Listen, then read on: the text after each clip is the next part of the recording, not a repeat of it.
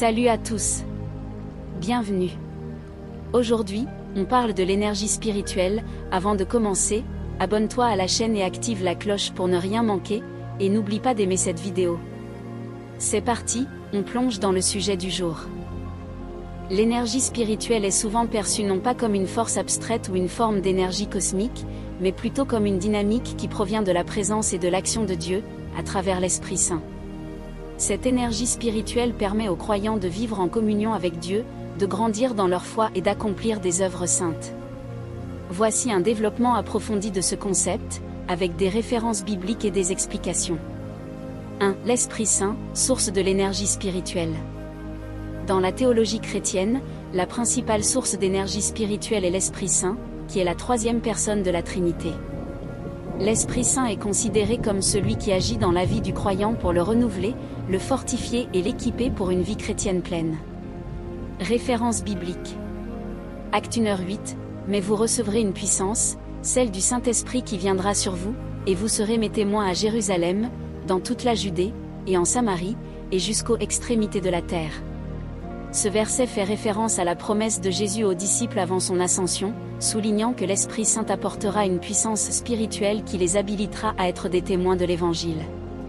Cette puissance est une forme d'énergie spirituelle qui transforme les croyants, leur donnant la capacité d'accomplir des actions divines et de vivre une vie chrétienne fidèle. 2. L'énergie spirituelle pour la transformation personnelle. L'Esprit Saint n'est pas seulement une source de force extérieure, mais aussi un agent de transformation intérieure. L'énergie spirituelle qu'il communique agit dans le cœur du croyant pour le renouveler, le purifier et l'amener à une vie de sanctification. C'est une énergie de transformation qui nous pousse à grandir spirituellement et à devenir de plus en plus conformes à l'image du Christ. Référence biblique. Romains 8h11, et si l'esprit de celui qui a ressuscité Jésus d'entre les morts habite en vous, celui qui a ressuscité Christ d'entre les morts vivifiera aussi vos corps mortels par son esprit qui habite en vous. Ce passage indique que l'Esprit Saint vivifie le croyant. Il apporte une énergie spirituelle qui est capable de renouveler et revigorer même notre nature humaine déchue. Il nous donne non seulement une vie éternelle mais aussi la capacité de mener une vie pleine de transformation intérieure et de croissance spirituelle. 3. Les dons de l'Esprit Saint. L'énergie spirituelle selon le christianisme peut également se manifester sous forme de dons spirituels.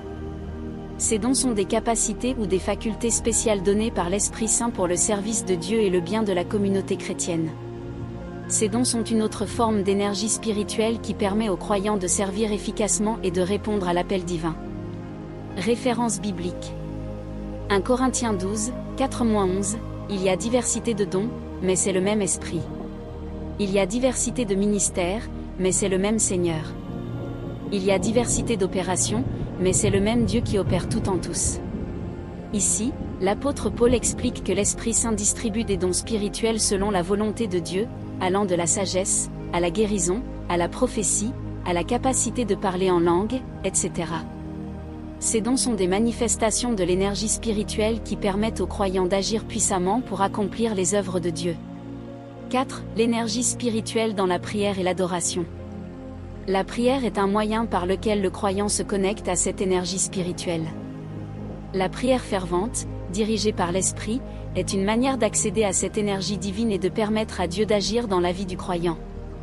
Dans l'adoration, l'esprit du croyant est réceptif à cette énergie divine, et c'est par l'Esprit que la prière devient efficace. Référence biblique. Romains 8, 26-27, de même aussi l'Esprit vient au secours de notre faiblesse, car nous ne savons pas ce qu'il convient de demander dans nos prières, mais l'Esprit lui-même intercède par des soupirs ineffables. Et celui qui sonde les cœurs sait quelle est la pensée de l'Esprit, parce que c'est selon Dieu qu'il intercède en faveur des saints. Le Saint-Esprit est vu ici comme une source d'énergie spirituelle qui nous soutient dans la prière et nous aide à nous aligner avec la volonté de Dieu. L'Esprit nous donne non seulement des paroles quand nous sommes dans l'incapacité de prier, mais il renforce notre âme et nous aide à nous connecter pleinement à Dieu. 6. L'énergie spirituelle pour l'évangélisation. Une autre dimension de l'énergie spirituelle est liée à l'évangélisation, ou la diffusion de l'Évangile. L'Esprit Saint équipe les croyants d'une énergie surnaturelle pour proclamer la bonne nouvelle de Jésus-Christ et faire des disciples, même face à la persécution ou à l'opposition. Référence biblique. Actes 4h31, après avoir prié, le lieu où ils étaient assemblés trembla, et ils furent tous remplis du Saint-Esprit, et ils annonçaient la parole de Dieu avec assurance.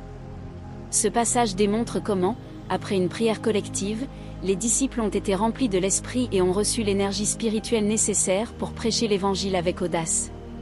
Cela illustre que l'énergie spirituelle de l'Esprit n'est pas simplement pour une expérience personnelle mais aussi pour le service à autrui. Conclusion, l'énergie spirituelle comme don de Dieu. Dans le christianisme, l'énergie spirituelle est un don de Dieu, transmis principalement par l'Esprit Saint.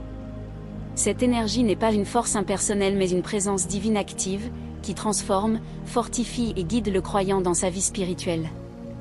Elle permet aux chrétiens de mener une vie d'obéissance à Dieu, de vivre dans la victoire sur le péché, d'accomplir des actes de service, et de témoigner de l'Évangile.